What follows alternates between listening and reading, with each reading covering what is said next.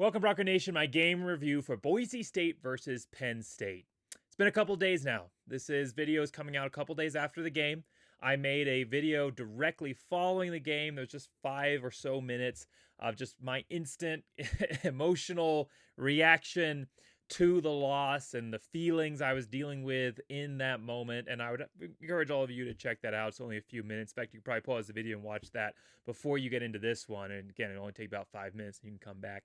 But if you don't, it's fine. It's not going to reveal anything additional that you need to watch before we watch this video. You just get a little bit more of my raw reaction. Obviously, a couple of days later, this is going to be a little bit more analytical driven than emotive.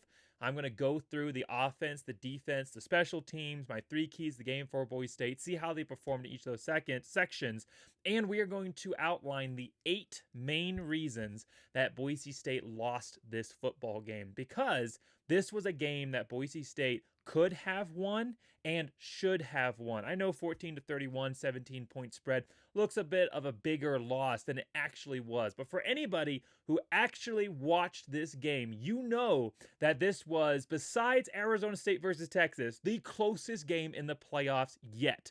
Obviously, Arizona-Texas going to overtime, that one wins. That was the closest. But so far, and we're still waiting for one more CFP game here in the quarterfinals before we move into semis. But so far, Boise State versus Penn State was the most evenly matched close game that we have watched so far. Boise State came into this game as a big underdog, a multi-score, 2-score underdog in this game, and they played up to the task all the way up until really the last few drives of the game, when unfortunately Penn State was able to increase the lead. Boise State made some big mistakes, which we'll go over, that made this game feel more out of hand than it actually was. But throughout this entire matchup, besides the very, very beginning and the very, very end, you felt and knew that Boise State could win this game, and at times it looked like they were going to. And so we're going to go through this game. We're going to go, like I said, through those 3 phases. We're going to look at the main reasons why Boise State lost.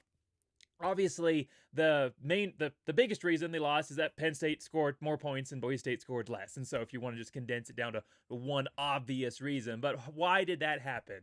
We're going to go through that. But we're going to be focusing on reasons that took place as part of the game itself. There are some outside factors that were certainly a contributor. The biggest one, besides obviously just roster superiority, obviously Penn State with a Power 4 roster, and so they have that advantage. So obviously that is a reason. If this team that Boise State was playing was a bad team, or even just an average, or even just, some 15-25 ranked type level Power 4 program, then the things that Boise State did would probably not have been enough to cost them the game. But because Penn State is a top 10 program, and because they played like a top 10 program, Boise State ended up doing too many things to itself to win this game. Just came up short. So obviously that's a big factor. An additional factor, which I think is probably the biggest reason, honestly, as far as exterior causes for this loss, is rust.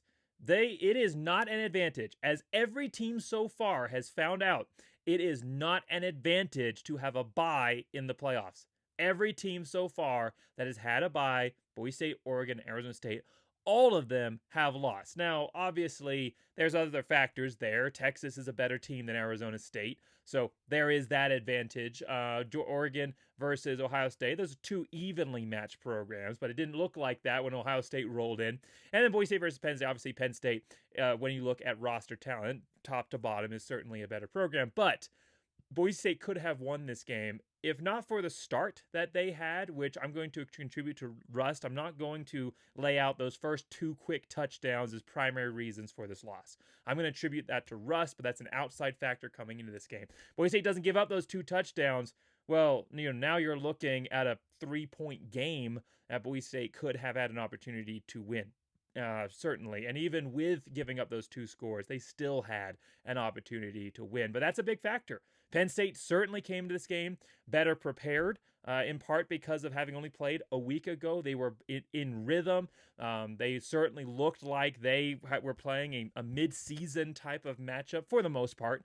Boise State looked like a team in the postseason that hadn't played in several weeks. They kind of looked like a first week of the season type of team, and Boise, and it showed in the final result. So that's obviously a major factor, and there's a lot of forces out there in the media and among other members that want to take away that first round bye from the automatic qualifying conference champions. And I'm going to say, absolutely, please do. Good on you. Let's do that, because it is not an advantage. I think Boise State would have been in a very different position if Penn State was the one with the bye in this game, or if both teams had played in week 1 of the CFP and then we're coming in to face each other. I think Boise State would have been in a very different spot, and I definitely think we could have won a home game on the blue in the cold with some team from the South likely coming up and playing us. So that is the biggest factor. That's the biggest talking point for this game. However, in game itself, even despite the roster mismatch, which is always going to be the case when you play a Power 4 team, even despite the exterior factors, the bye weeks and the time off, despite all of that, Boise State could have and should have won this game. Offensively for Boise State, they put up 412 yards of offense. Penn State put up 387. They outgained Penn State. Penn State had 25 minutes, 56 seconds of time of possession. Boise State had 34 and 4 seconds. They had almost 10 minutes more time of possession than Penn State. They had more scoring opportunities than Penn State. They had 4 sacks, 7 tackles for a loss. They put up a lot of big numbers, and they lost this game. Penn State may have been the better team coming into this one, but Boise State played better in this game, except for mistakes, unforced errors that cost Boise State the game. They should have beaten Penn State was beatable 100%. They could have won this game. So we're going to go through this. We're going to break down the reasons, and it's not all in one unit. This was a team loss across the board. I know a lot of people want to look at the field goal kicker. A lot of people want to look at the referees. They want to look at some defensive plays. They want to look at some decision-making offensively. They want to pinpoint it on one thing. Well, guess what? It's all of those reasons and more.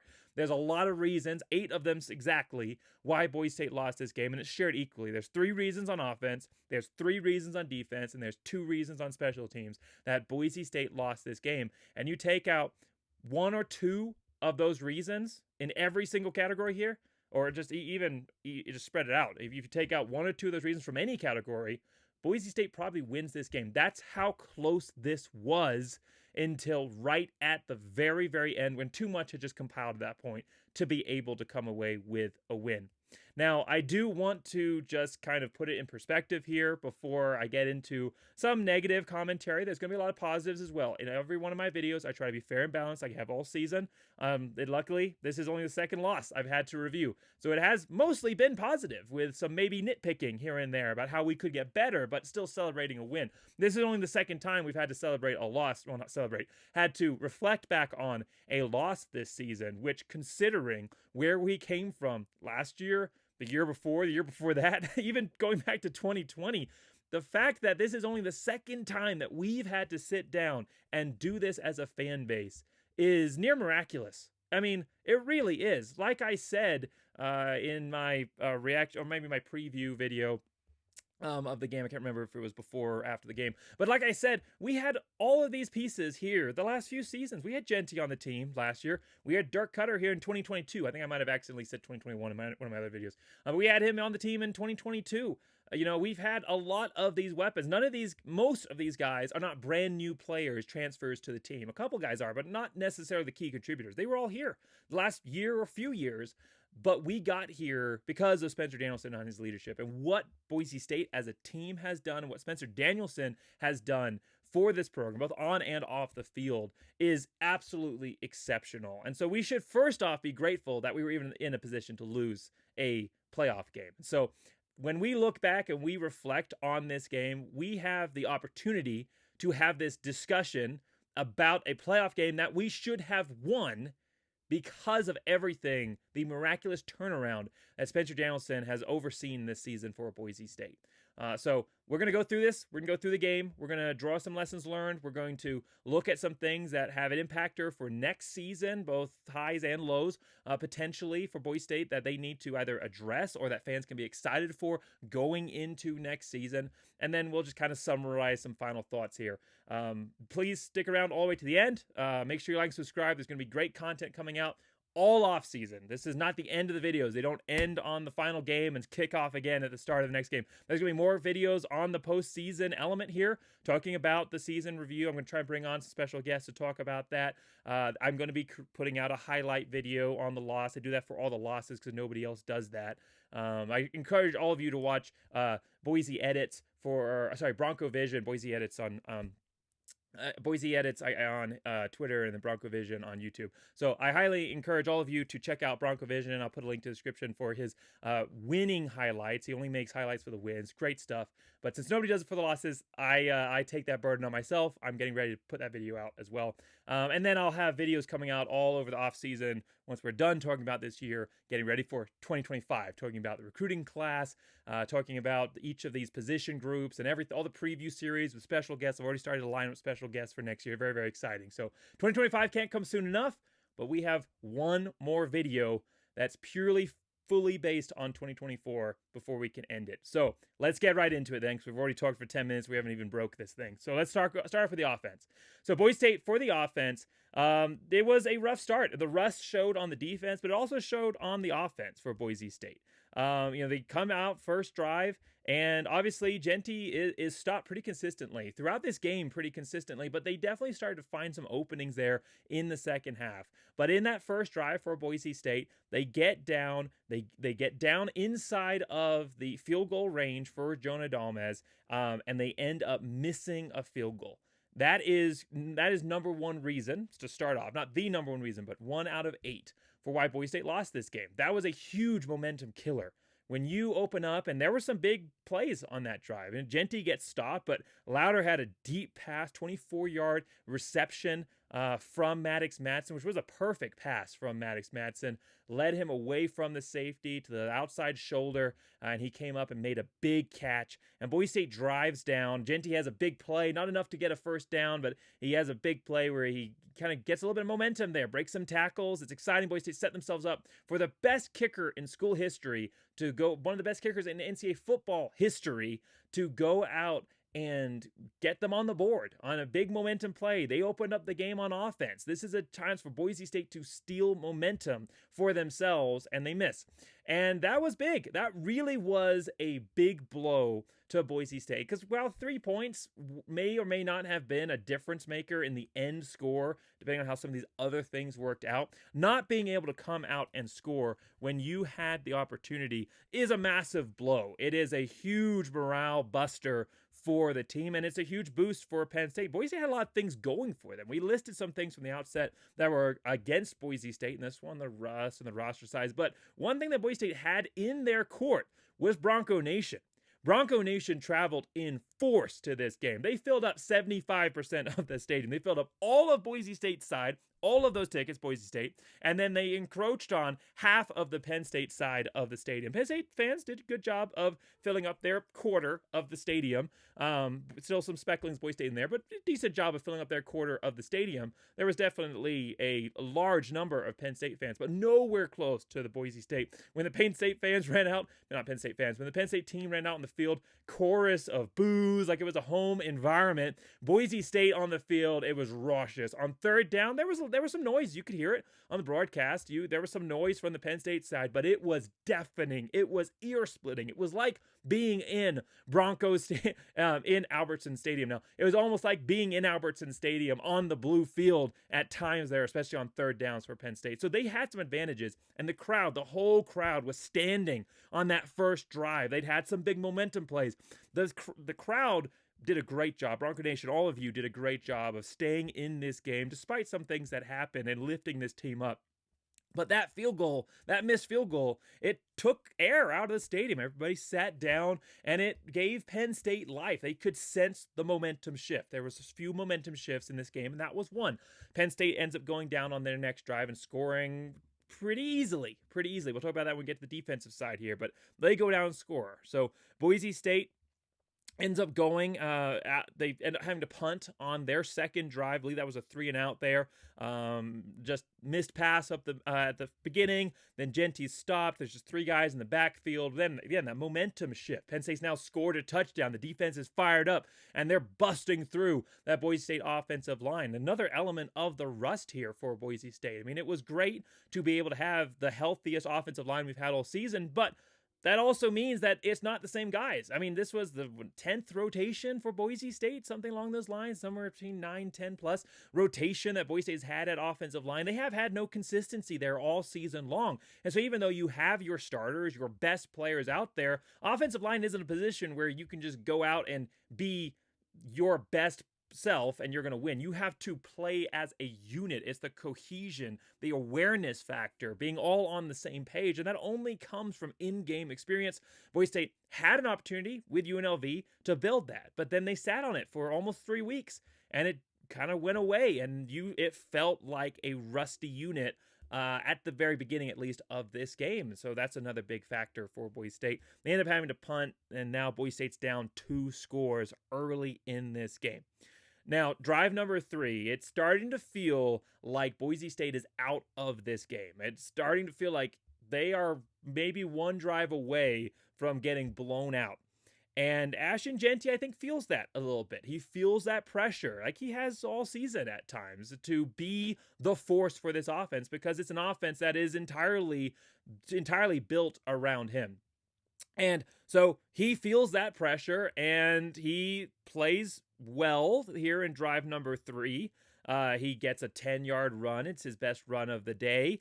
And then he busts it outside and then fumbles the football, trying to do just a little too much, trying to get that extra yard to maybe get the opportunity to break it versus the fundamentals first. He's thinking touchdown. I've got to get in the touchdown. We are getting taken out of this game. I have to take it on my shoulders, and he fumbles the football. And at that point, I mean, you could just tell, like, this is early in the game. This is still like first quarter, for Boise State.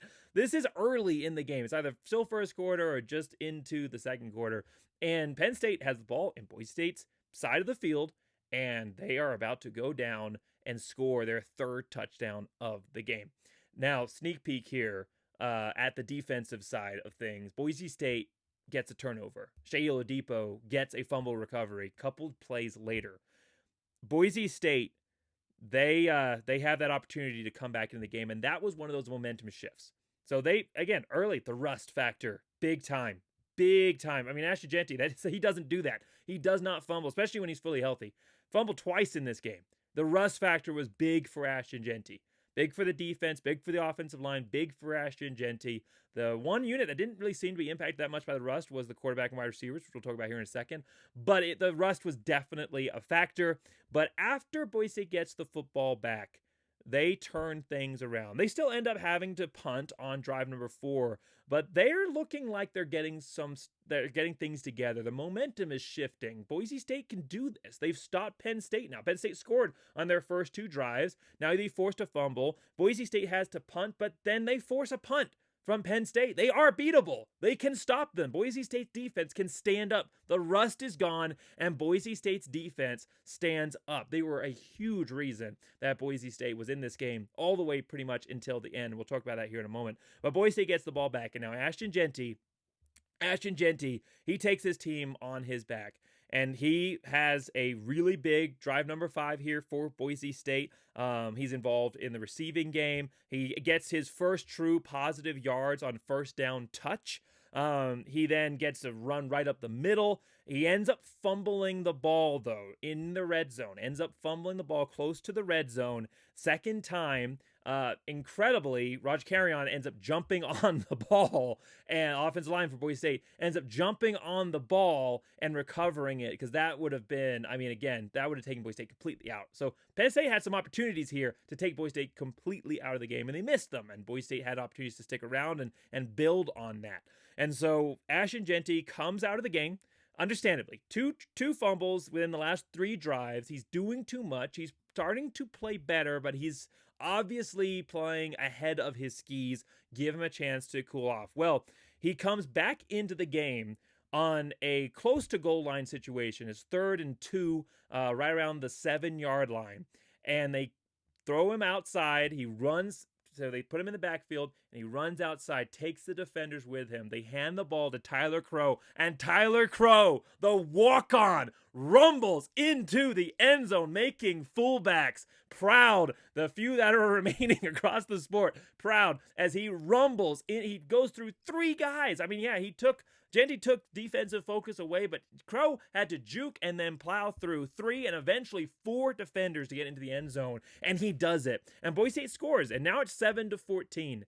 And from this point on, Boise State is fully in this game right up to the moment that they weren't towards the end. But that was such a huge moment. And I love that Tyler Crow, 6th year senior coming back this year. He's exhausted his eligibility now at this point, but he had the COVID year, I think, to work with. So I think this was his 6th year. But he coming back as a leader in this locker room, one of the team captains, such a huge impact on and off the field. To have that moment in the Fiesta Bowl was such a massive win and a big positive to take away. There's a lot of positives to take away from this game for Boise State, and that was certainly one of them.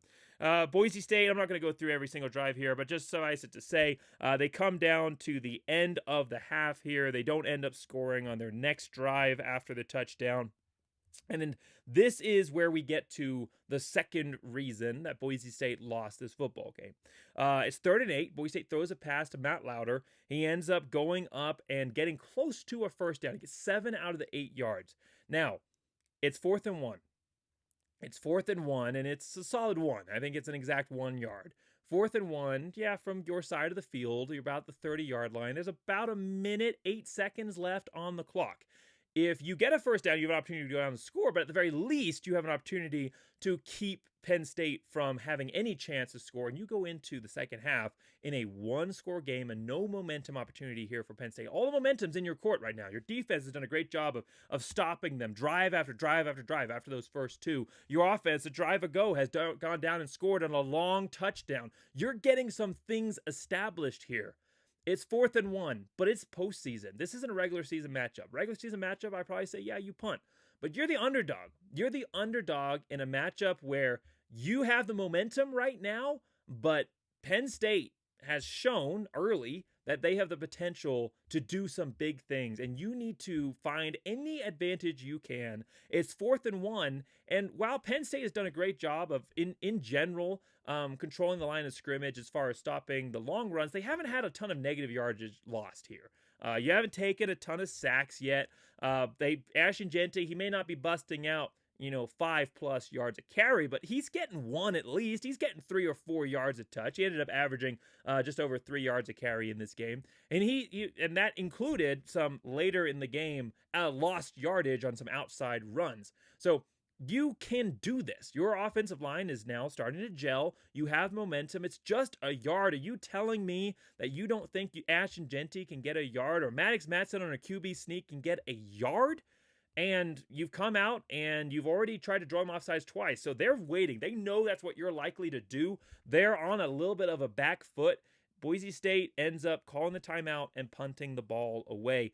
And I think that was a huge mistake. I thought it was a mistake at the time, and especially considering that Penn State then went down and scored a field goal, I think it was a massive mistake. I think that your defense had been playing well enough that if you were to turn it over there, they only have a minute left, 1:08 seconds left. They got down into the red zone quite quickly once you punted the ball down to them. They were in there within 2 plays. They had 50 seconds left. So the fact that you were able to stop them with about 50 seconds left on the clock in the red zone, you probably would have been able to stop them with about a minute left. And your defense has been playing well enough. You've been playing better in the condensed region, like I said they would in the preview, when you have more opportunities to not worry so much about getting beat deep, and you can kind of stack a little bit closer to the line, stop that run game.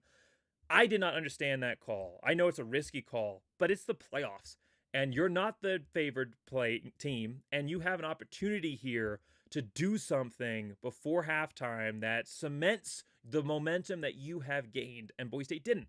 And I know some people are probably going to disagree with me, and that's fine. But, and I'm not saying this was the reason that Boise State lost the game, but I do think that it was a reason. I think it's part of that, especially considering that Penn State then went down and scored a field goal, put it back to a 2-score lead, went into the half 17-10. So now it's a 10-point lead for them. And that was really, really big for shifting momentum back to Penn State before halftime. So that, I think, is a major factor. But Boise State still, despite that decision, goes into the half only down 10 points.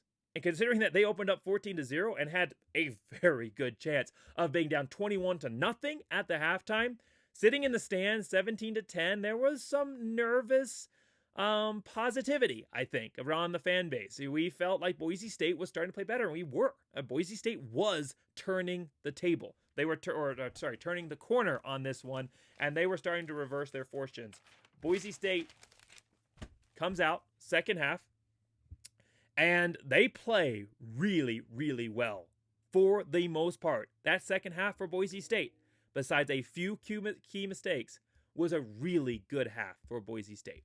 Penn State had done a great job pretty much all game of being a factor there at the line of scrimmage. And actually, the score prediction winner for this game, who is a Penn State fan, actually put that in their prediction. The winner for the score prediction challenge for this game is Stephen Kyle, 9347.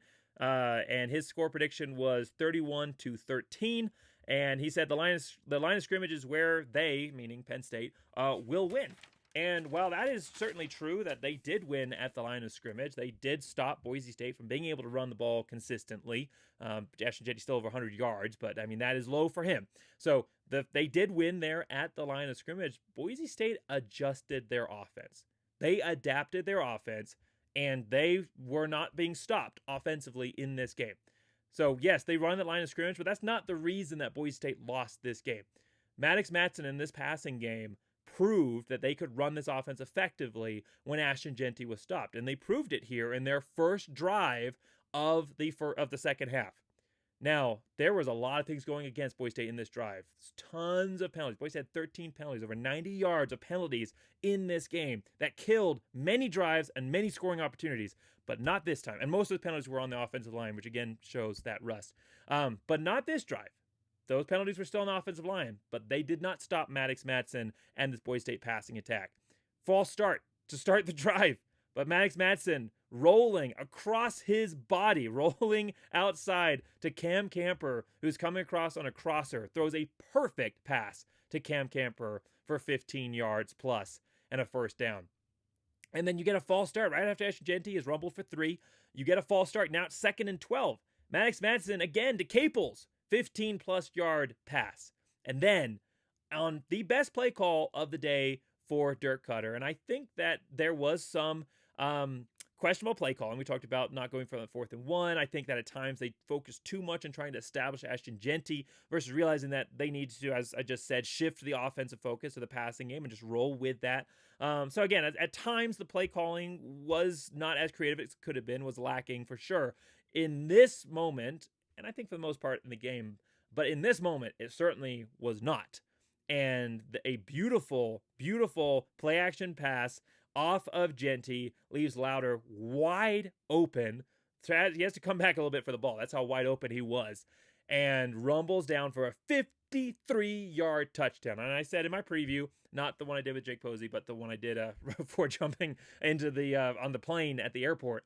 So from the airport parking lot. And I said that the tight ends were going to be a major factor in this game for both teams, and they certainly were. I mean, obviously, Warren was a big role for Penn State, but they also had another guy whose name is escaping me at this point, but another player, tight end, that was a big factor for them. And then for Boise State, Louder led all receivers, 4 receptions, 96 yards, a lot of it coming on this one, but he had a couple of the big plays too, and a touchdown. And then Wagner, too, who's stepped up he's played such a big role. I think he's going to continue to increase his role next season. He had 2 receptions for 24 yards. So Boise State, the tight ends were a huge focus, and it was seen quite clearly on that drive. Boise State now is only down 3 points, despite everything that has happened so far. Despite some things on defense, which we're going to talk about here, but offensively for Boise State, despite missing a field goal and losing momentum, despite giving up a fumble and you get the ball back, and despite not going for it on 4th down, and despite giving up 2 touchdowns to start the game, you find yourself down only 3 points. Only 3 points. Now, Penn State goes and answers, okay? They come down, they score, they answer. It's their first touchdown since the first 2 drives of the first quarter. So they finally find a way to get back onto this board, and there's some mistakes that happen there that allow that, which we'll talk about. But they get the answer. Okay, Boise State comes back, and while the first touchdown drive was a lot on Genty, and this drive before the second touchdown drive was all Maddox Madsen. This drive was the second drive of the half for Boise State was balanced attack, equal mix of both. Finally, Boise State's offense playing as you expected it to coming into this game.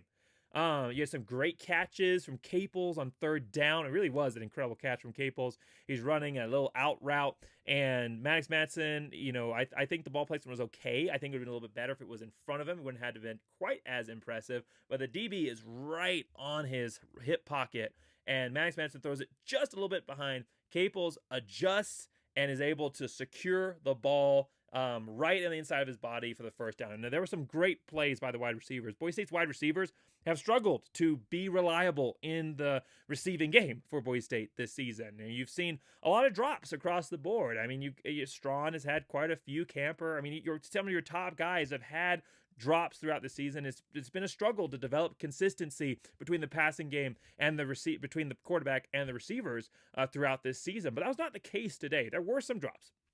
We'll talk about a key drop here in a moment. There were certainly some drops, but Boise State's wide receivers really, really impressed me in this game. And some guys that you wanted to impress you all season long, like Strawn stepping up big. He plays really, really well in the big games, in the bowl games. He played great versus UCLA last year as well. And so I'm hoping that the momentum that Strawn specifically has developed, that he can carry that on over into next season as well. So Boise State, they certainly had some big opportunities, some big moments throughout this game. And you saw that, I thought, in that third down reception by Capel, some of those great catches. And then Boise State is able to break off a big run from Genty.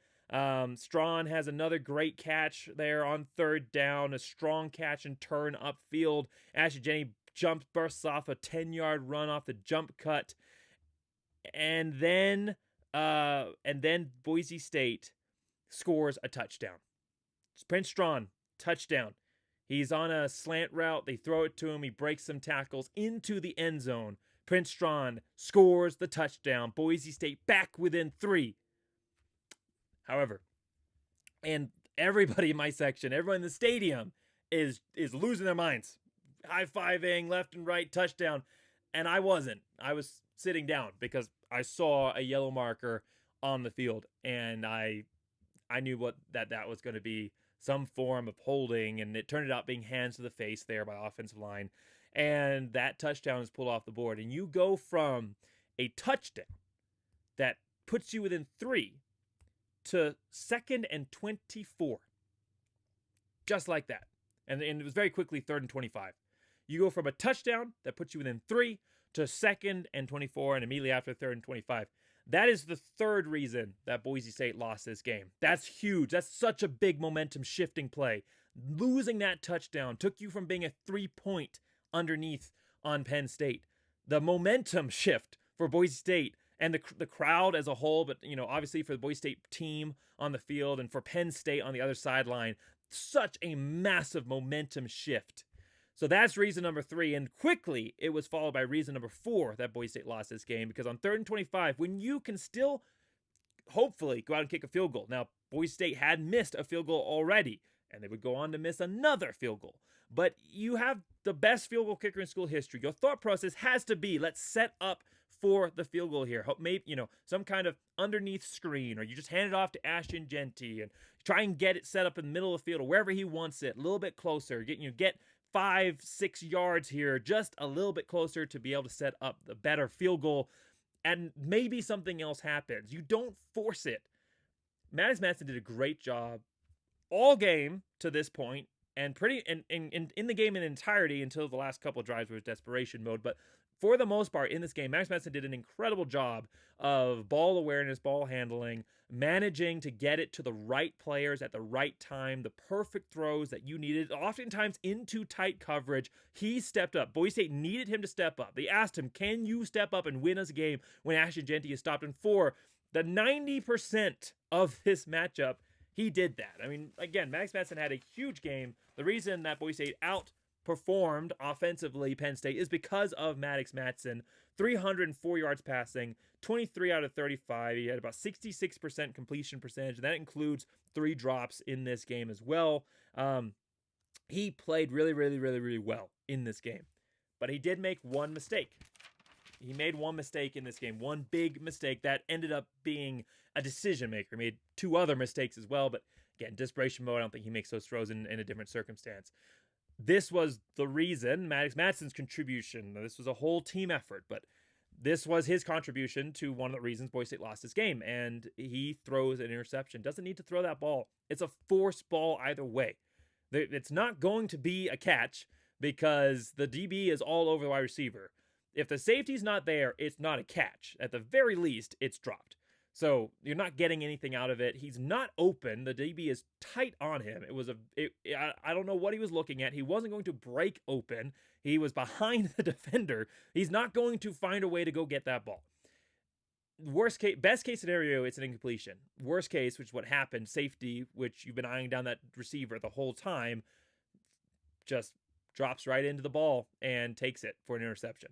So Boise State, not only do they have a touchdown removed from the board, which was a great pass, great catch, great run, should have been a score, except for a call that was legitimate. There were some bad calls in this game. That one was not one of them. But you go from a touchdown to an interception. You don't even get the field goal. That would have still put you within 1 score.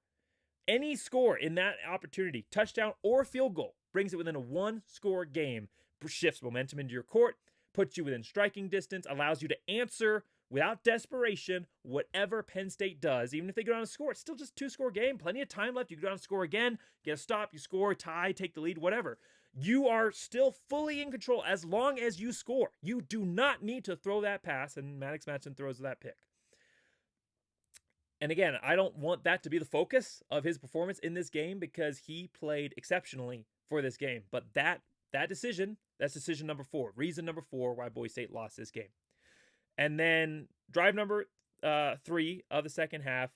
Unfortunately, Boise State now is down 3 scores at this point. They're down 2 scores at this point. Yeah, so it's still only a 2-score game. So they've only 2-score game. So they throw a pick, but the defense gets the ball back for them. The defense gets the ball back. It's a 3-and-out, and Boise State has an opportunity to redo it. I mean, they lost 7 minutes, 30 seconds off the clock. So that hurts. But you have time. It's still a 2-score game, and you have time. I mean, there's about 5 minutes. Over 5 minutes at this point. You have time to go down and win this game. I think it was actually closer to like 7 to 9 minutes, something like that. Plenty of time to score twice, especially with how your defense has played for the majority of this game. And it looks great at the beginning. Ash Agenti breaks off a 26-yard run on a draw play after Boise State had had a holding call and some other things that had pushed them back. And so 3rd and 26, and Ash Agenti, or 3rd and 25, Ash Agenti rumbles for 26 yards. It's just what he does. He's the greatest player we've ever gotten to watch. And even though we lost this game, it was incredible to be able to see him play football one more time for Boise State on the biggest stage with the toughest competition. He's going to do great things in the NFL. So 26-yard run. Prince Strawn has an amazing catch off a really strong pass by Maddox Matson, 10-plus yards. And then Ash Agenti has probably his best run of the night. I mean, he just busts through. You've probably seen it all over Twitter. Busts through 7 tackles to get a first down for 10 yards. And while he didn't break away a ton of breakaway runs throughout this game, he was stacked up against a 7-plus man box for a lot of this game. Which is not to take anything away from Maddox Matson, because most of Maddox Matson's passes were not against that box. When he was passing, it was most of the time in somewhat more obvious passing situations, 2nd, 3rd and long, 2nd and long type of situations where Penn State was actually dropping back in coverage, and Maddox Matson still finding ways to make those completions. But first downs, which is a lot of times when Ash Agenti would get his runs, he was going up against those loaded boxes and still breaking tackles, but just not breaking the swarm. Well, this is one of those times you broke a bunch, got a first down, and then one of the Penn State players is hurt, and they take a break. And you couldn't see it on TV. I just watched it through on the replay. They don't show it on TV. In the stadium, during the break, they show on the big screen, on the jumbo, both sides. The interception from the drive before. What the heck? Why? What is the explanation for that? I haven't heard anything. That is ridiculous. It's not like they were showing when Penn State was on the field Boise State's great moments. What were they doing? And the team is huddled up right underneath the billboard, and you can hear the announcer talking about the interception. Why would you even put that in their minds? This isn't a home environment. It's a home environment for Boise State. This isn't a home game for Penn State. Why is that allowed to play? It's not a reason Boise State lost. I'm just upset because that. Wow, for the Fiesta Bowl of all places to do something like that, absolutely outrageous. And I don't know if it got in Maddox Matson's head at all. It didn't really seem like it. He did end up pulling the ball down, scrambling for a 12-yard run. So that was a good play. He maybe could have thrown it. Maybe he's thinking about the pick and he scrambles instead. And he plays really, really well. But then there's a low snap on the turf. Boise State's in the red zone.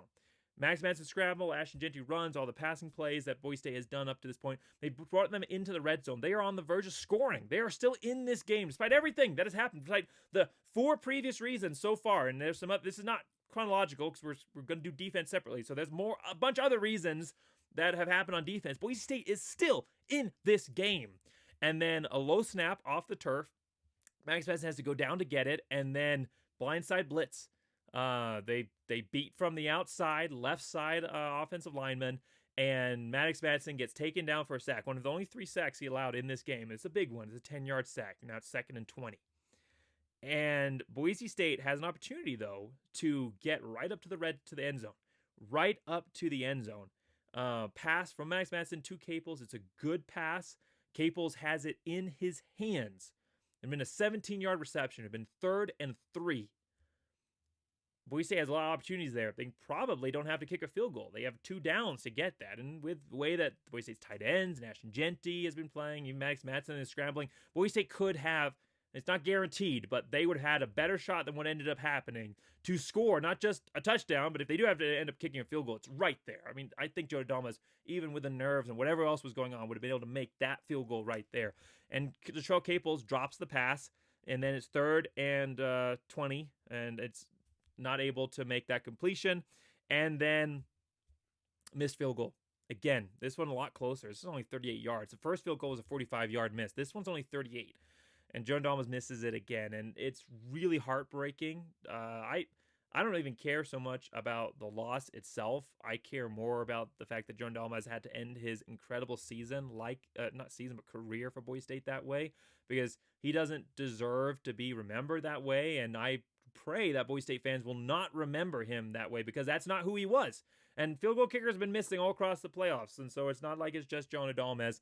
Jonah Dalmez has been the greatest kicker that Boise State has ever seen. He's broken every record. He's the greatest one of the greatest kickers. He's just a few kicks off of the record for greatest kickers in NCAA football history. There's a lot of factors that play into this. We'll talk about it more when we get to special teams. But he misses that field goal, and that's reason number 5. Missed scoring opportunities are reasons for why you lose these type of games. One that would have brought you still within 2 scores. And Boise State misses the field goal. And at that point, Penn State takes it back. Defense has now had 2 chances in the second half where they've gotten the ball back for their offense, and they've been unable to do anything with it in the red zone. And that's when things start to snowball. Penn State goes down and scores. It's a 3-score game. And at that point, what happened after that, it was out of hand. Less than 5 minutes left in the game. 3-score deficit. Maddox Madsen ends up throwing picks on the next 2 drives in desperation situations. At 4th and 12, where you got nothing else, you got to lob it up. There's no one else to go to. You have to throw it up. It wasn't like the bad decision where he shouldn't have thrown it up. At the very least, just take it down, rumble ahead for a couple of yards, and set up the field goal kicker. You have to throw it up in that situation. I mean, a pick is almost inevitable unless you have the perfect situation, which Boise State didn't. And then, it's unfortunate Boise State wasn't able to get the score a little closer, but you throw a pick with 30 seconds left on the clock. I mean, who cares? I mean, that doesn't do anything for you. You weren't going to win this game at that point. Just make it look a little bit more respectable to match the effort and how close this game truly was. That's what that would have been about. But that wasn't for anything meaningful.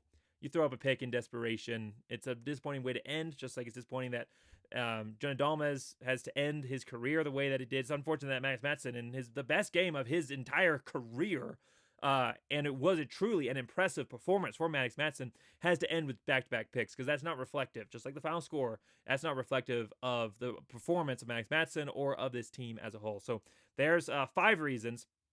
2 of them special teams reasons, which I just lumped in here. It made a little bit more sense chronologically wise to talk about. But 2 special teams reasons and 3 offensive reasons for why Boise State lost this game.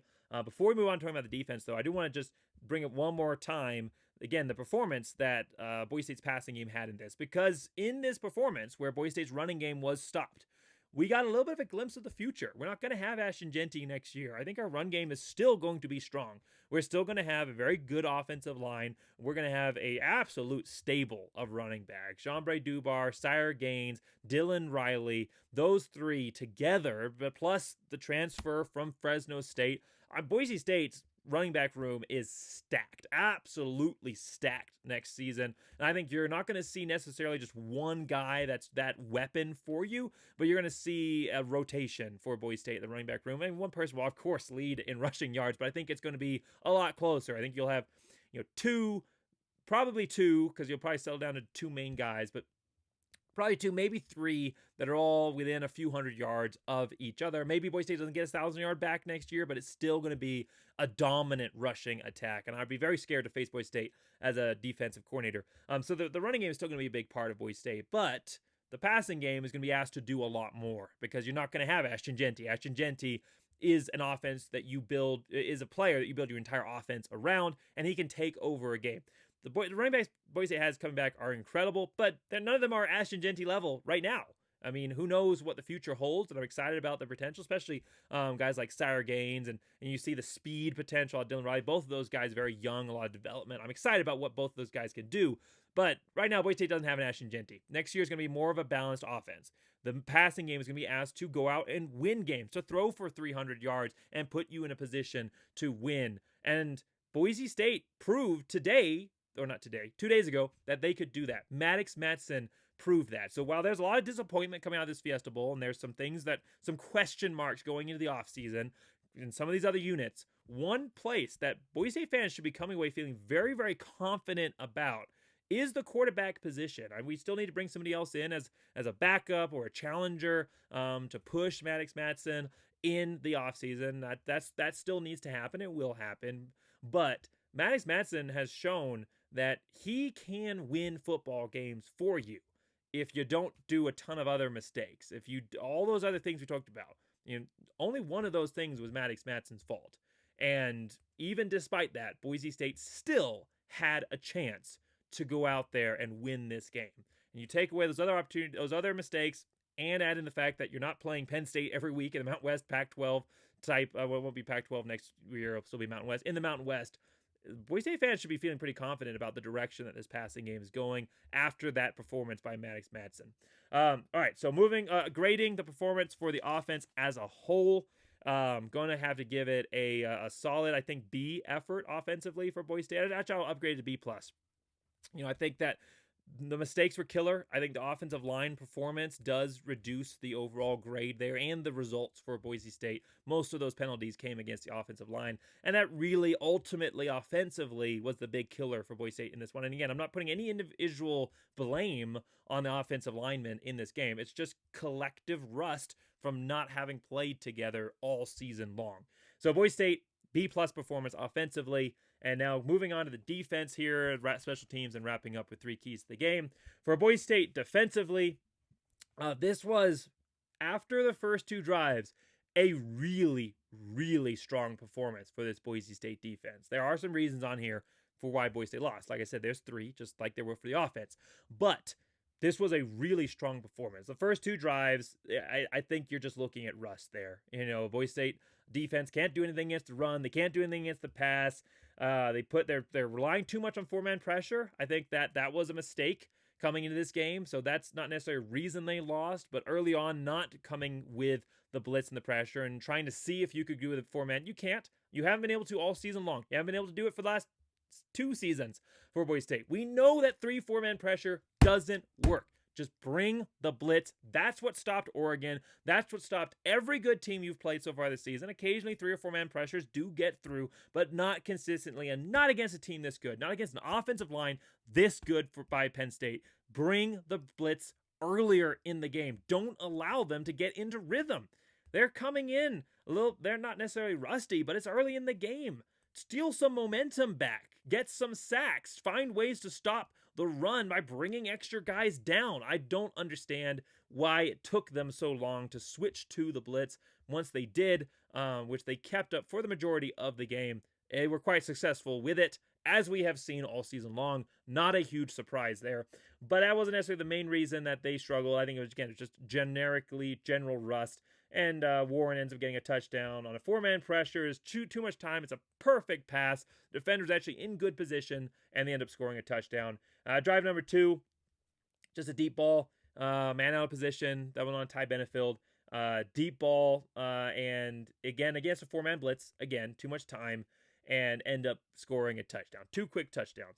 However, first half, from that point all the way up into the last drive, they didn't score again. You have a fumble, and then you have three punts. Three punts. 3 punts by Penn State. 3 punts and a forced fumble, and then a field goal. So even with a score, they didn't allow a touchdown. And that was an incredible turnaround by this Boise State defense. Eric Chenander has done a great job of turning things around all season long, and we saw that again in this defensive performance. Didn't take till the half this time. Got it early. We'd wished it had come out stronger and got it earlier, but Boise State's defense kept this from being a blowout. Kept Boise State from not just being in a blowout position, but being in a spot where they should have won this game. Kept Penn State to under 400 yards of offense. A lot of that coming in the first half, honestly, between those first 2 drives.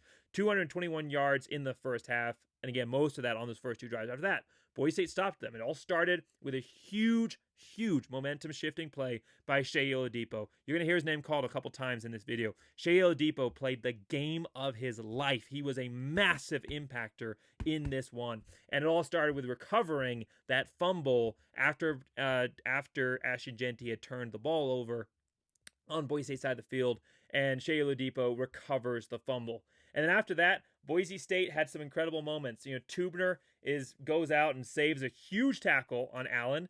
They were setting up to get a breakaway type of play, and Tubner, returning, finally playing in his final game as a Boise State player.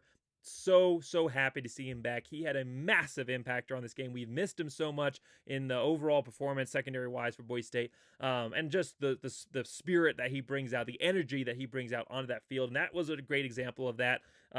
Saved a huge tackle on Allen, breaking to the outside, and Tubner, by a shoestring, brought him down and ended up forcing a punt on that play. Hassanin gets a huge sack just moments later after a false start, which Bronco Nation, you guys caused a ton of false starts in this game.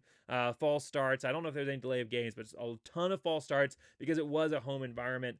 So Tubner's efforts end up leading to a sack opportunity, a massive sack by Ahmad Hassanin, and then McCoy with a great open field tackle forces that punt. And then you get to drive number 6 here for Penn State. And this is where we see the first reason why Boise State lost this game from a defensive perspective. But this first reason was not on the defense. This first reason is a deep pass in which Ty Benefield, making up for that earlier mistake, is in good position. He's in perfect position. He is tracking down that football. He looks like he's the intended receiver. And Ty Benefield can catch. He has had some good picks this year, and he is going to go out and intercept that ball. He is in perfect position, and the Penn State wide receiver blatantly, the Penn State wide receiver makes a business decision. He knows that Ty Benefield is going to intercept that ball. So he just decides, all right, we'll accept that he's going to get that ball. We'll take a penalty. He blatantly, I don't even think that he was trying to get away with anything. I legitimately think that he made a business decision to interfere with the reception attempt by Ty Benefield. blatantly pushes him in front of a referee. The backline judge or whatever, sorry, I'm blanking on the name position here, but the referee in the backfield there, or in the secondary, is standing right there. The pass happens in front of him, and he's standing with a clear view of the play. And Ty Benefield is pushed full extension, and then to follow up the full extension, Ty Benefield's still trying to adjust to try and make the catch after being pushed. So Ty Benefield's running straight. The wide receiver pushes him to the left. Now he's out of line to catch the pass. He still tries to get it, and the defender straight up tackles him. So not only do you have a full extension push, he then grabs his legs as Ty Benefield, without the ball having touched his hands, is going to the ground. In every sense of the word, it is offensive pass interference. And one of two things should have happened. One, it shouldn't have happened at all. It should have been a pick. So Penn State shouldn't have played dirty and had that offensive pass interference. I'm not going to say it's dirty. Again, it's a business decision. I mean, coaches will tell you that. Usually it comes as a wide receiver. As a defender. So the other way around. If you're beat deep, take the penalty, better than giving up a touchdown. So I'm not going to call it dirty. I let my emotions carry me away. I apologize for that statement. So I'm not going to say it's dirty. But at the very least, it should be a pick. It would have been a pick. However, pick doesn't happen. Business decision made. Fine. It then should have been a 10-yard or 15-yard penalty on Penn State. It should have been offensive pass interference. It should have been a massive penalty, and it should have pushed them back from 2nd and 23 to 2nd and 30 plus, 2nd and 35-ish range, 2nd 35 plus range. That's what it should have done, which would have pushed them, it wasn't 2nd and 23, but it would push them back from from the 23 to 2nd from closer past the 30 is what actually, I'm not sure what I'm saying here. I'm getting all mixed up. Yeah, 2nd 23 to 3rd and 23. That's what it should have done. So it should have been a massive penalty, and Penn State would have then ended up on their following play. They end up rumbling down to the 40-yard line. Okay, they rumble. That's what I was getting mixed up. So they rumble to the 40-yard line. So they were on close to their 20-yard line. They end up throwing a great pass to Warren. He rumbles all the way up to the 40, just short of the first down. Ahmad Hasty has a great tackle for loss on a pitch outside on 3rd down, takes down the Penn State running back, and they're forced to punt. But they're punting from their 40. They should have, at the very least, been punting from 10, 15 yards further back from that. And in a perfect scenario, most likely with that much yardage lost, they probably would have had to have run some kind of more conservative play and get stopped short. And now they're punting from inside of their 20. That's a massive field position difference. So Boise State should either have had the ball with about 2 minutes, 23 seconds left in the game, with tons of time. I mean, you're before the 2-minute warning at that point. You have all 3 of your timeouts. So they should have either had the ball with 2+ minutes left in the game and all their timeouts, or saying make the business decision, the pass interference happens, whatever. They should have gotten the ball back in great field position, probably somewhere between the 30 and 50-yard line, probably inching towards the 40+ yard line with a minute 8 seconds left, or plus minute 8 seconds left, and plenty of time, 2-3 timeouts. I mean, maybe Penn State has to throw on 3rd down to try and convert. So 2 or 3 timeouts left, much closer to Penn State, and I think that would have been a huge difference maker. Maybe you go for it on 4th and 1 if you're sitting at your 40 instead of, sitting close to your 25, your 30. Maybe you make that decision if you're a lot closer to Penn State's side of the field. It's more 4th down territory, and then Penn State doesn't get an opportunity.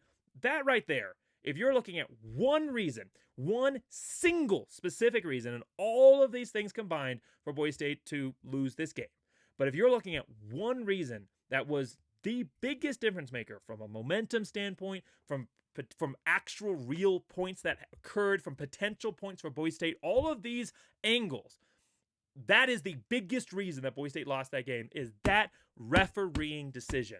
And I'm not blaming the loss per se on the referees. There was some bad calls in Penn State's favor. There are some bad calls in Boise State's favor. Most of them, the rest of them is canceled out. But that one play, out of all the decisions made in that game, that one play shifted the direction that this game was going to go, either from a win for Boise State or to a much closer loss than what we ended up seeing. That is the moment in the game. And so that is reason number 6. And if you're looking at stacked reasons for why Boise State lost this game, that is reason number 1 for why Boise State lost this game to Penn State. Absolutely outrageous. That referee should be fired. He should never referee another game in his life. Absolute disgrace. And the SEC should, and I don't know if they have, but they should apologize to Boise State, to the playoffs in general, for that decision. I'm not going to say it cost Boise State the game. There are a lot of things that happened.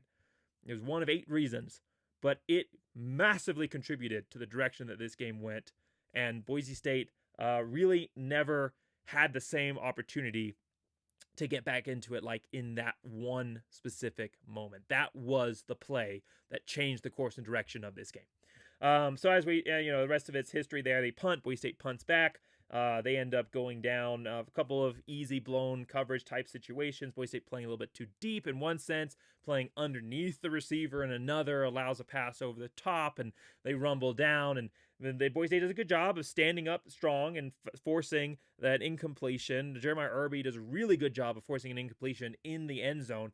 He's been beat a couple times this season, but he did a great job on that play of being in the right position where you had to make a perfect play on the ball, and the receiver just wasn't strong enough. Almost, very close, hit him in the hands, but it had to go through Irby first, and it was really tight. Not saying Irby should have picked it, but just positioning, like, it was one of those really tough back of the end line. You got to contort your body to try and make a catch, and Irby did a great job on that and forces the kick.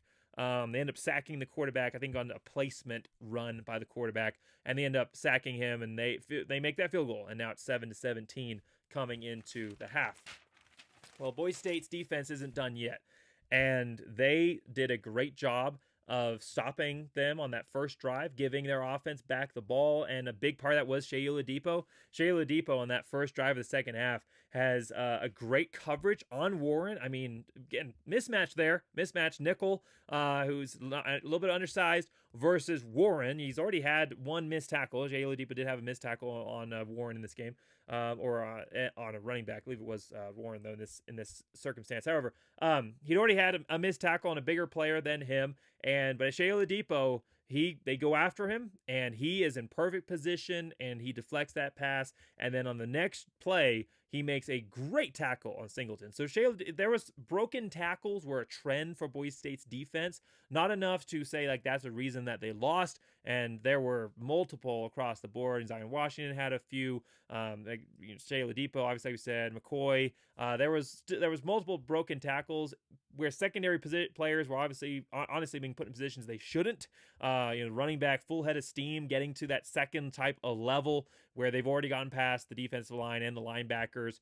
So there was some broken tackles, some missed opportunities, but not in this one. Shea Oladipo coming down. He had some big tackles in this game. He finished with 5 tackles and a part of a tackle for loss as well, contributing for forcing some sacks. He didn't get the stat on it, but he, coming off the edge, forced Allen to climb in the pocket and take a couple sacks. Shea Oladipo was all over the field, and on drive number 1, big part of the reason that they forced that punt. He's right there to stop Warren, and then he stops Singleton on a tackle, forces 3rd and 6, and then Warren ends up having a drop with two-during coverage on him. So this was a really strong opening drive, and Boise State answers, and then Penn State manages to go down and answer. But in that drive, you have reason number 8 for why Boise State lost this game. And so reason number 8 for why Boise State lost this game, and I just realized with my numbering sequentially that I have missed a reason, and because I kind of skimmed through that final drive of the half. So I'm going to backtrack here for one moment. Drive number 7, the one where they go down and score the field goal. Boise State actually had them at 4th and 12 outside of field goal range. So even despite the terrible refereeing decision, Boise State had an opportunity not to get their ball back and do anything meaningful with it, but to stop any form of scoring opportunity on 4th and 12. And maybe, I mean, it's 4th and 12. You're in around the 40. There's a few seconds left. Maybe you get a couple, 30 seconds or so left. Maybe you get a couple of deep ball type opportunities. Maybe you could have gone down and scored. But at the very least, you keep them from taking that 3. And 4th and 12, Banks gets a PI call on him. He's tripped coming, or not tripped, but he trips on the turf coming off the line. He panics, grabs a hold wide receiver, business type decision. Doesn't want to. He's the last line of defense. They're on islands. If the receiver catches it, he's gone for a touchdown. Grabs a hold of him. 4th and 12. Boise State forces an incompletion, but ends up getting called for defensive holding. So that's reason number 7. It's not as significant as reason number 6, but that kept a drive going and allowed Penn State to go down and score that field goal. So sorry to have missed over that hour long of talking here. So we're almost done. But reason number 8. On the second drive, where Penn State goes down and scores to end this drive. Early on, though, Boise had an opportunity to finish it right there and then. A deep pass, again, this time Boise State's in great coverage. They allowed a couple of deep balls in this game, specifically early, that one against Benefield. But for the most part, Boise State did a great job of stopping the deep pass. And I think that is something, when you're looking ahead into next season, it's going to be some different faces on the defense, but when you're looking ahead to next season with a lot of these guys coming back, I think that is something that you can definitely be excited about, is that Boise State seems to be figuring some things out. We saw it versus UNLV, and we saw it versus this team as well. That Boise State has figured out a way, for the most part, to stop the deep pass from hurting them or being as vulnerable as we saw earlier on in the season. And Boise State, great positioning here. It's McCoy and I believe Tubner, maybe Benefield back there. It doesn't really matter who the second player is, but there it's double coverage. And McCoy, you couldn't really see it very well on the TV replay, but you could on the replay that they showed in the stands. That ball hits him in the hands, or it goes right in between his hands. He should have intercepted that pass. That was a pass right. If you're talking about a pick that should have been made, no PI on this one, right there. That should have been an interception. McCoy misses it. He's playing corner for a reason, as people like to say. He misses that pick. And that would have been huge. That would have been such a massive momentum changing. And it's not so much McCoy missing that play that I'm going to put down as a reason for why Boise State lost, but just not forcing any turnovers in general. Boise State, besides the one fumble, which was a self-caused fumble by Penn State, besides the one fumble, Boise State did not force any interceptions. They did not force any turnovers. That's not been their strong point all season long.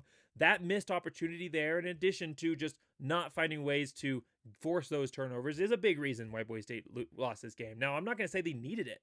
Boise State didn't need to come out and play some exceptional game. They just needed to come out and not hurt themselves. They needed to come out and play an average game, and they would have won. Boise State lost this game because they didn't come out and play an average game. They didn't play like we have seen them play for the majority of this season. That is why they lost. For the most part in this game, they were the better team by performance than Penn State. They lost this game because of self-inflicted wounds that Penn State did not force on them. And this is one of the situations where the pick did not change the game's trajectory, or the missed pick was not the main reason. And again, they didn't need it to win, but it would have been a huge changing in momentum, giving Boise State an opportunity to go back down and score. And obviously here, they end up scoring a touchdown on a ball that, if it goes through your hands as a defender, even if that's not your specialty, you should catch that thing. And that is a reason Boise State lost this game. That's reason number 8. So McCoy drops the pick, and Boise State and Penn State ends up going down scoring on that drive. And Boise State ends up managing to stop them on drive number 3. After Boise State has gone down and thrown an interception, they have another opportunity. But once they miss that field goal, that's when things start to snowball.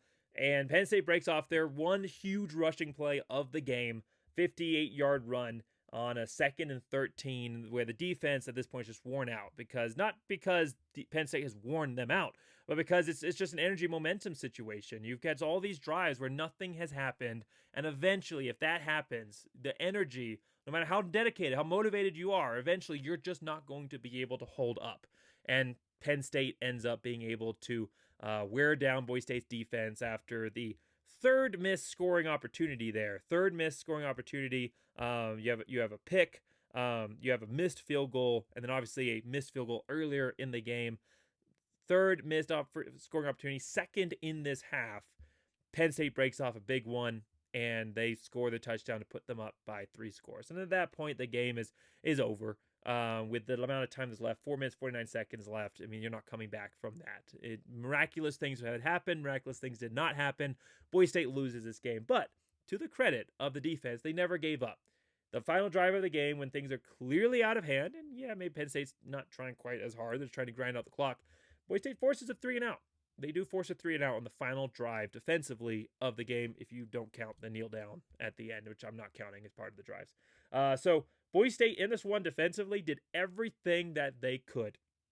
They did absolutely everything that they could to win this game for their team. And for the most part, they did a stellar job. I mean, Penn State, they 59 yards of their rushing yards came on one big play. Other than that, they rushed for under 120 yards. From an offense that is built around the run, two-headed rushing machine, had a few big runs, had a couple of good drives. But overall, Boise State did a great job of tackles for loss, stopping at the line, only allowing a couple of yards here and there. Boise State's defensive line, after that first initial two drives, stopped them for the most part. Similar to the way that Penn State stopped Ashton-Jeanty. I mean, again, they gave up some opportunities, but Boise State's defensive line stepped up big time after those first couple of drives.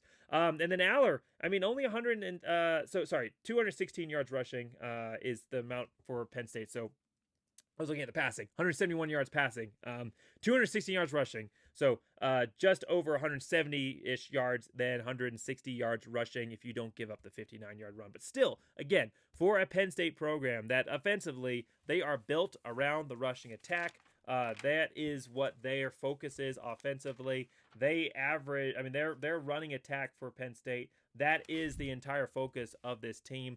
They average well over 200 yards a game offensively running the ball for Penn State. And so for Boise State to play as well as they did against the two-headed rushing attack, besides one 58-yard run holding them 170, 160-ish range, and there was one other long run earlier as well that, take those two together, it's a sub 150. And so Boise State overall rushing defense really, really strong compared to what they were facing, and their passing defense was great. Aller only completed 13 passes in this game.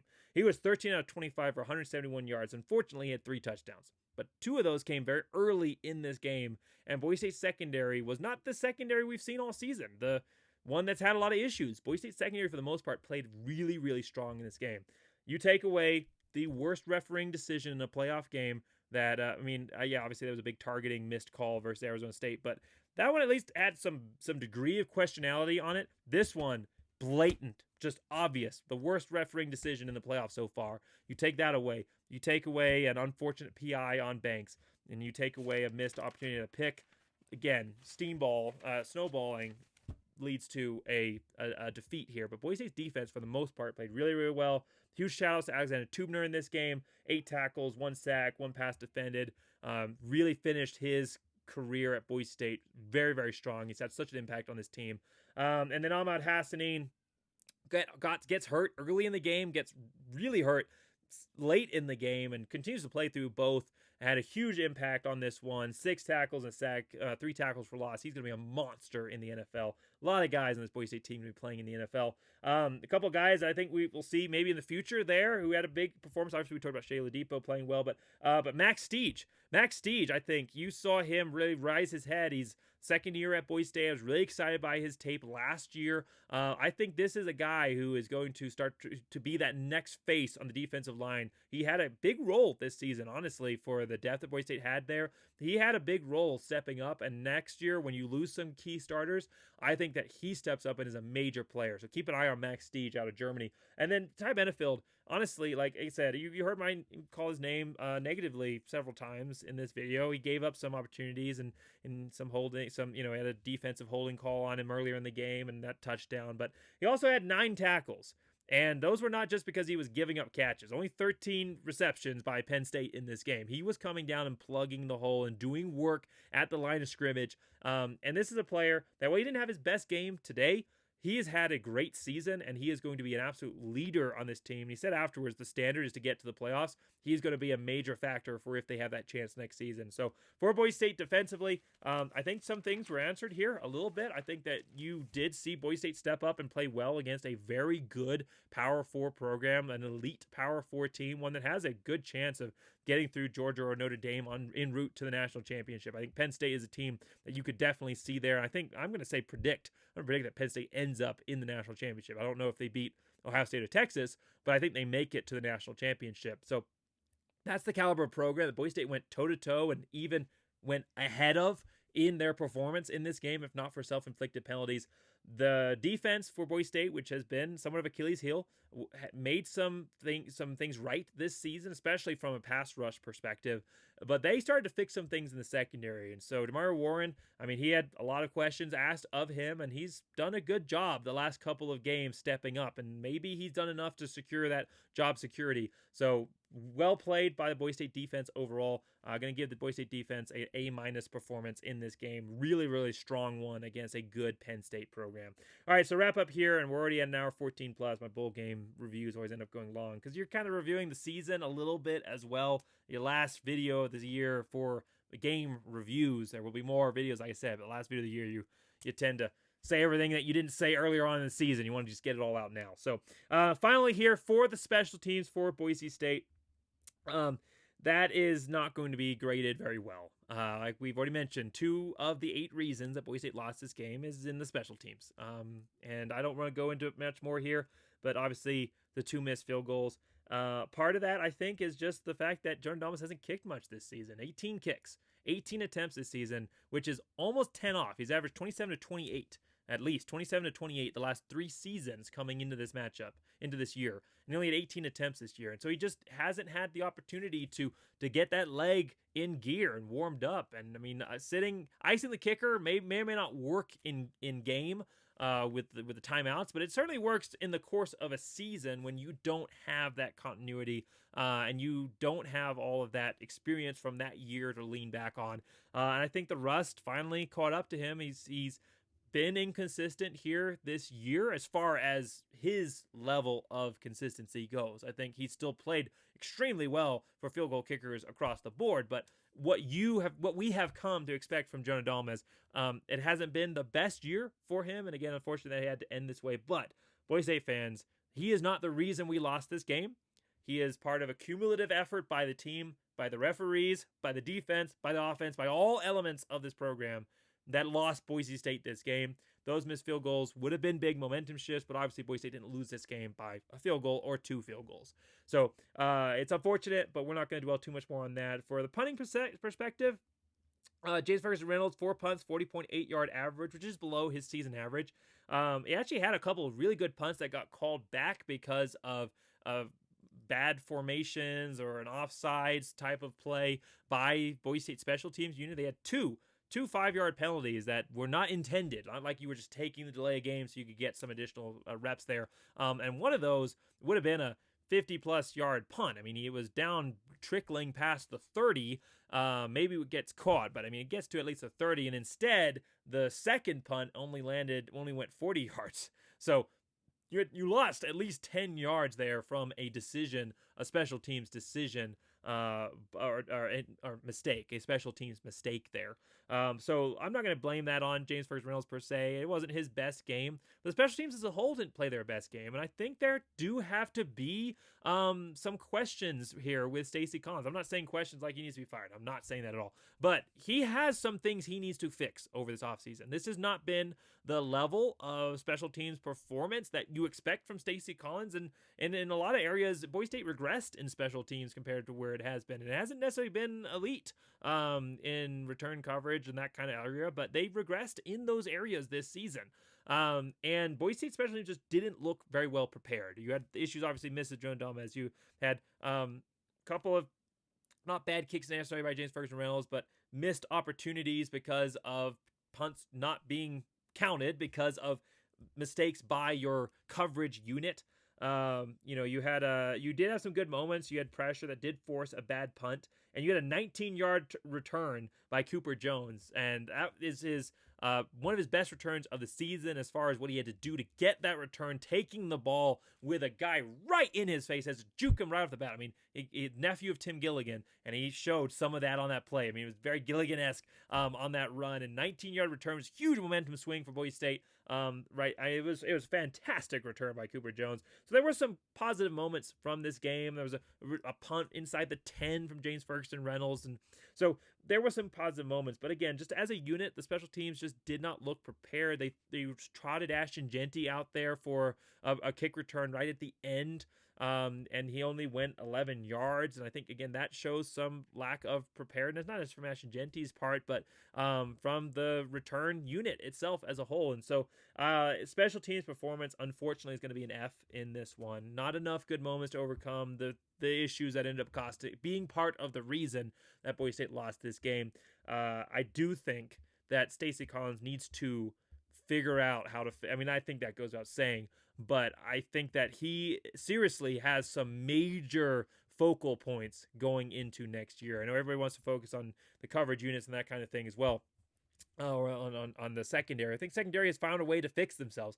I don't think we ever saw special teams fix themselves. We lost a game versus Oregon because of special teams, and they contributed to losing this game versus Penn State. The two losses this season were heavily influenced, one of them primarily, the other as an additional factor, but heavily influenced by special teams performance. And so, while there's a lot of excitement, I think, and potential from what we saw in the passing game, some things that we saw on defense, special teams, especially when you're having to break in a new kicker to replace the greatest in school history, and a lot of other things that are going to be going as far as new faces on that unit. Obviously, James Ferguson Reynolds comes back, so still consistency there, which is fantastic. But when you still have all of those other issues going on, you need, and you're coming off of the performance that we saw this season for the special teams unit, that's going to be something that without Ashton Jeanty being able to take over a game, that has got to be fixed next season. So some positives to look forward to, but also some big questions that are going to need to be answered coming into next year. And so finally here, wrapping up at the end, and I do apologize for some of the verbal misspeaks here. I ended up staying up 24 hours for that game for Boise State, the Boise State game, all the way through, just because the way my flight and travel plans worked out. And I'm running on like 6 hours of sleep from the Fiesta Bowl from 2 days ago. So I do apologize for a couple of the verbal misspeaks here and there. But wrapping up real quick here with 3 keys to the game. The slow and steady wins the race, methodical over flash. I think Boise State definitely did that. They came out, and I would have liked to see some flash, some trickeration being used, but that wasn't the focus. And Boise State did come out and run their offense, and it worked. They just had too many mistakes. So A on that. Don't Jennings yourself. Don't force anything. Boise State did force something in one play, but it wasn't in a Jennings type way, the quarterback for SMU. It wasn't like that. There was one forced ball, and then there were 2 desperation that just don't matter. One forced ball that ended up being a contributor to losing this game. So I'm going to give it a B, because overall, Max Madsen did a great job of taking what was given to him. A much better performance by Boise State than what we saw out of SMU for sure. SMU clearly outplayed Boise State. In many ways, the better team ended up losing this because of their own force issues. And then play with confidence. I think Boise State came out and played their game plan. They adjusted to more of a pass focus when the run wasn't working, but they came out and played what they wanted to do, and allowed, again, not pulling out all the tricks and running their offense and doing it successfully. And so I think Boise State was playing in this game with confidence. They actually did well in all my keys to the game, 2 A's and a B, and still lost because a lot of other things I did not foresee happening. The rustiness overall from the team, the issues in the offensive line, terrible refereeing, and then just a couple of big mistakes, the missed field goals. I mean, who could have seen that coming? That's not something, again, that I think anybody saw. This was a game that Boise State should have won. That's the final thing to take away from this. And it's disappointing that they didn't. It's upsetting. But Boise State has come from a program that was headed for their worst season in school history, an 8-win type program last year, to being in a playoff game where they went toe-to-toe with a top 10 program and had every chance to win the game. That's where Boise State has come in the span of 1 year. And I know a lot of that was Ashton Jeanty. But I have so much confidence in what this team is going to be able to do next season. I'm not going to say that we're going to see this level of magical year, but Boise State has found a way to get themselves back on track. And the fact that we are sitting here talking about a team that had a chance not just a chance, but every chance to win their first ever playoff game, and did it in a way that was much closer than nearly every other team we've seen in the playoffs so far that has lost, should put Boise State fans, even though there is disappointment, it should give them a lot of pride in this program and a lot of excitement for what the future holds. And what the future holds right now is I will be releasing pretty much right after this video the highlights for the Boise State portion of the Oregon game. Not going to have to watch any of the Penn State. Not going to have to watch any of the Penn State type plays. It's just the positives, not even any of the negatives we covered in this video, just the positive plays from Boise State performance in the Fiesta Bowl, because I want a way for us to look back and remember this incredible moment and all the positives that came with it. I'm also going to, like I said, in the next month or so, I'll be having next few weeks probably, I'll be having my season summary. We'll look back on the season as a whole and just a little bit of a look ahead to next year. And then after that, it will be into looking forward to 2025. There'll be videos coming out all off season. So again, make sure you like and subscribe. Thank you so much, Bronco Nation, for watching all the way through this season. This has been an absolute blast. It's the 5th season doing this for the channel.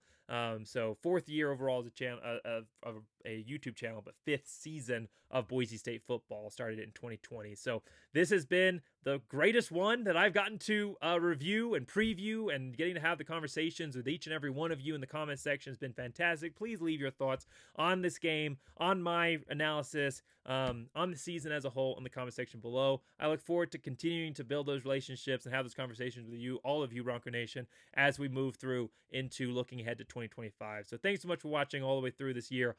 Make sure you like, subscribe, and as always, for the last time on a game review this season, go Big Boo!